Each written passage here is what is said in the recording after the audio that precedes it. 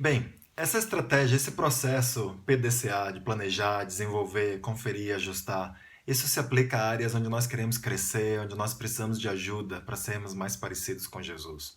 Quando vemos um discípulo pecando, nós precisamos interromper esse ciclo e lidar com o pecado, porque essa é a resposta amorosa que Deus pede de nós com relação ao nosso irmão. Frequentemente, é o próprio discípulo que vem confessar seu pecado. Mas às vezes você vê ou você observa algo em sua vida que precisa ser lidado, que precisa ser discutido. E nesse último caso, quando é você que observa algo na vida de seu irmão, você pode abordar o assunto da seguinte maneira. Você pode falar, puxa, a gente está aqui falando sobre o crescimento nessa área da sua vida, mas eu preciso hoje falar de algo que eu tenho notado na sua vida. Então a gente pode dar um tempo nesse processo e falar sobre isso que eu estou observando em você. Naturalmente, ninguém gosta da exposição que falar de pecados traz para nós. No entanto, a exposição que Deus tenta efetuar no coração dos homens tem o propósito de levar os homens ao arrependimento e, consequentemente, ao perdão dos pecados. Se nós não falarmos de pecado, se nós não expusermos pecado, não vai haver perdão de pecados. E por isso, expor pecados e falar de pecados é algo tão sério na vida cristã. A exposição de nossos corações, na verdade, é uma demonstração da graça de Deus. Sem a exposição, a gente não consegue ver nossa necessidade de arrependimento. Jesus repreendeu seus discípulos, seus ouvintes, mesmo pessoas que não eram discípulos, para levá-los ao arrependimento. Lá no poço de Sicar, quando ele encontra a mulher samaritana, ele começa a expor os pecados daquela mulher, para que ela se arrependesse, para que ela cresça. No fim, a Bíblia fala que ela veio a conhecer o dom de Deus. Quando seu ministério estava chegando ao fim, seus discípulos começaram naturalmente a sentir a dor da perda, da separação. Como Jesus confortou seus discípulos? Jesus prometeu para eles exposição, ou seja, como a palavra é traduzida na Escritura a seguir, convicção. Vamos ler aqui em João 16, nos versículos 7 e 8. Mas eu lhes afirmo que é para o bem de vocês que eu vou. Se não for, o conselheiro não virá para vocês, mas se eu for, eu o enviarei. Quando ele vier, convencerá o mundo do pecado, da justiça e do juízo. Essa palavra convencerá o mundo, ela traduz a ideia de expor os pecados do mundo. É para o nosso benefício, segundo Jesus aqui, que o Espírito Santo vem para nos convencer. Ele, o Espírito, assim como Jesus, trabalha para nos convencer, trabalha para mostrar para nós os nossos pecados e nos chamar ao arrependimento.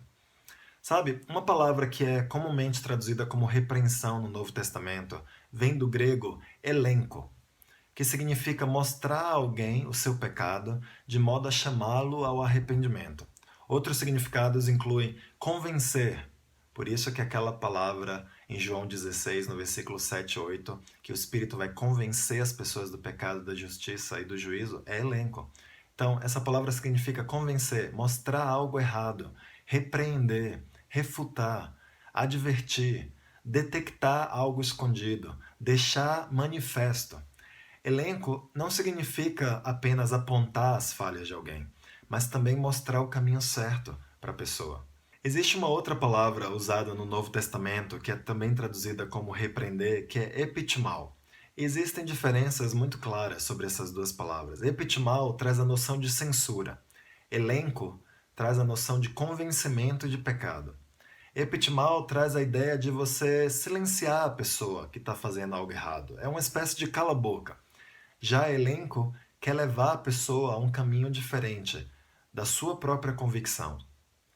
Um estudioso diz o seguinte sobre a diferença entre essas duas palavras.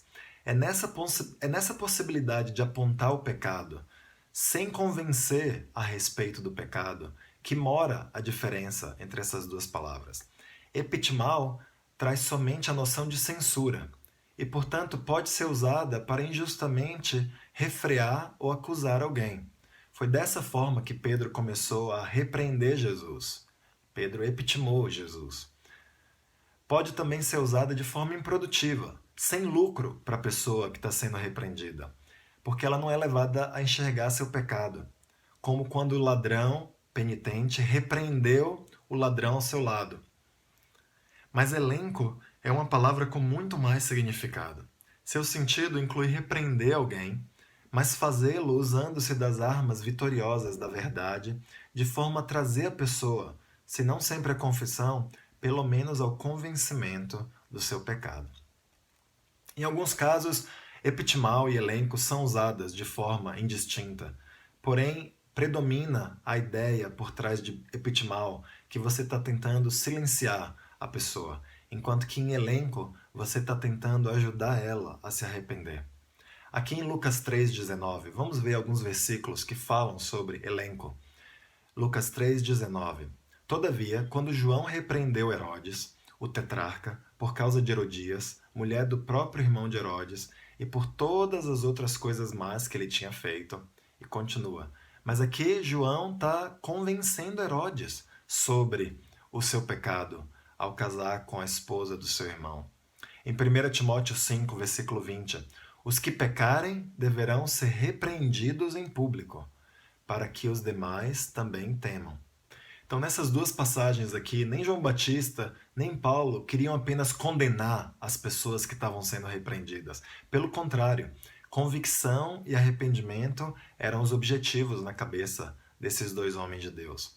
Elenco carrega o poder para que tal fim seja alcançado, porque elenco revela a verdade para as pessoas. Jesus também brincou com a diferença entre as palavras elenco e epitimal. Quando ele pergunta ali em João 8,46, ele fala: qual de vocês pode me acusar, elenco, de algum pecado? Em outras palavras, qual de vocês pode me mostrar a verdade sobre o meu pecado?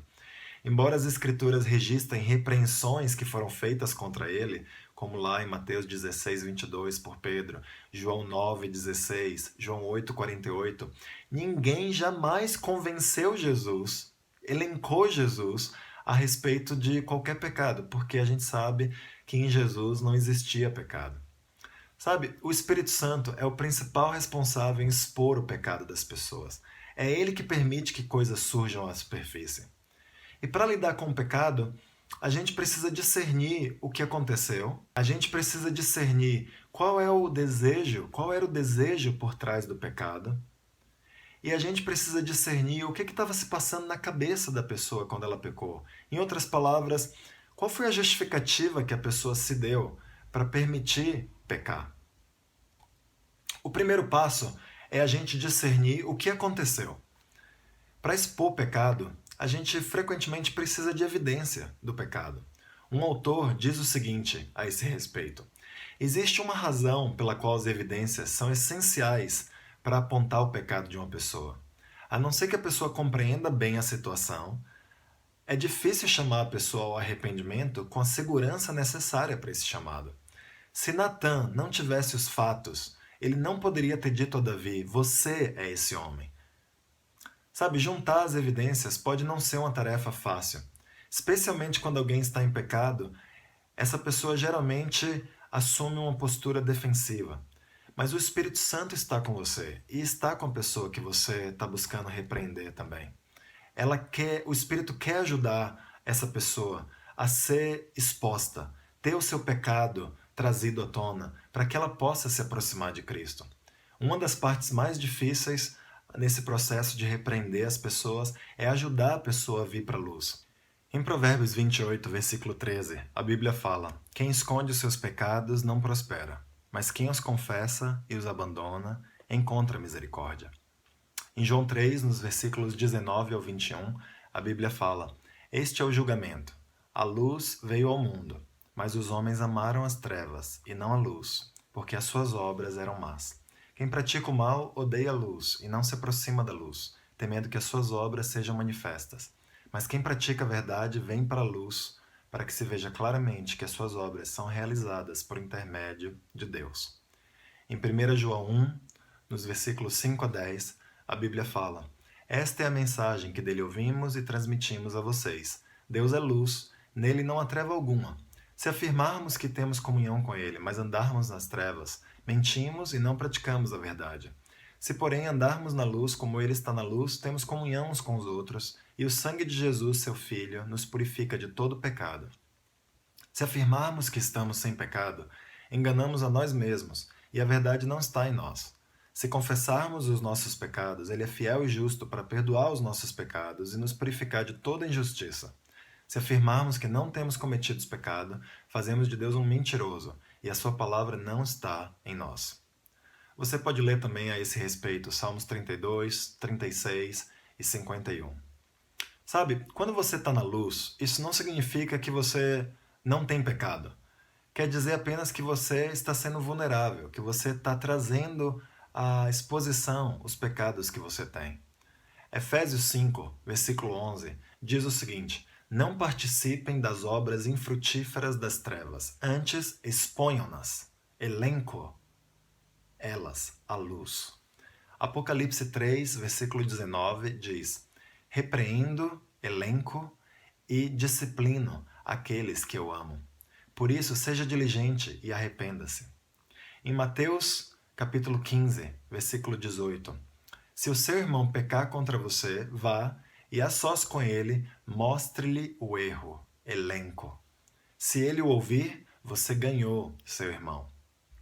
Sabe, Deus está nos mandando expor nossos pecados uns aos outros. Isso não é algo opcional na vida cristã.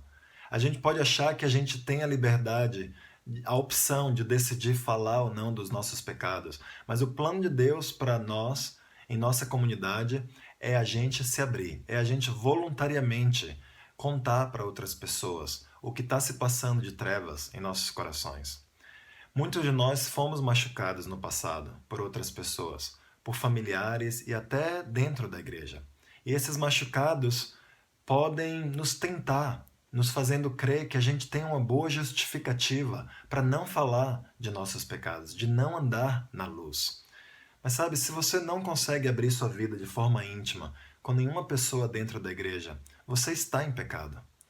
Você só tem duas opções espirituais. Ou você pode se arrepender e decidir confiar em algumas pessoas dentro da igreja, ou você pode procurar outra igreja onde você encontre pessoas com as quais você vai conseguir falar do seu coração. Não existem outras opções. Todos nós precisamos de algumas pessoas que são uma espécie de profeta em nossa vida, pessoas que nos ajudam a vir para a luz. E nós precisamos ser profetas na vida de nossos irmãos para expor os seus pecados e ajudá-los a virem para a luz também. Sabe, ao contrário de Jesus, que disse para a mulher samaritana que ele sabia tudo o que ela já tinha feito, nós somos limitados, nós não temos essa capacidade de saber tudo o que as pessoas já fizeram. Mas a gente pode fazer perguntas, a gente pode cavar o que está no coração das pessoas. Se você está falando dos seus pecados, seja o mais real possível com as pessoas. Às vezes a gente pode falar de pecados sem falar aquelas coisas que mais nos envergonham. Por exemplo, eu poderia falar que eu pequei com impureza ontem, vendo material impuro na internet. Ou eu posso dizer, no meu caso específico, se eu tiver visto material homossexual, que é uma das minhas tentações, eu posso falar esse detalhe, que realmente me deixaria com muito mais vergonha e exporia o meu coração de uma maneira muito mais real. Cada um de nós, especialmente à medida em que a gente vai vivendo muitos anos na vida cristã, a gente acha maneiras, nosso coração tenta achar maneiras até de embelezar algo nojento como o pecado. E a gente deve lutar contra essa tentação e falar para as pessoas aquilo que realmente nos tenta, aquilo realmente de escuro que se passa em nossos corações. Expor pecados não é apenas trazer algo para a luz, mas é também buscar convencer a pessoa da tolice de fazer e de cometer esse pecado. A gente pode sempre confessar pecado, mas não ficar convencido de que isso é errado.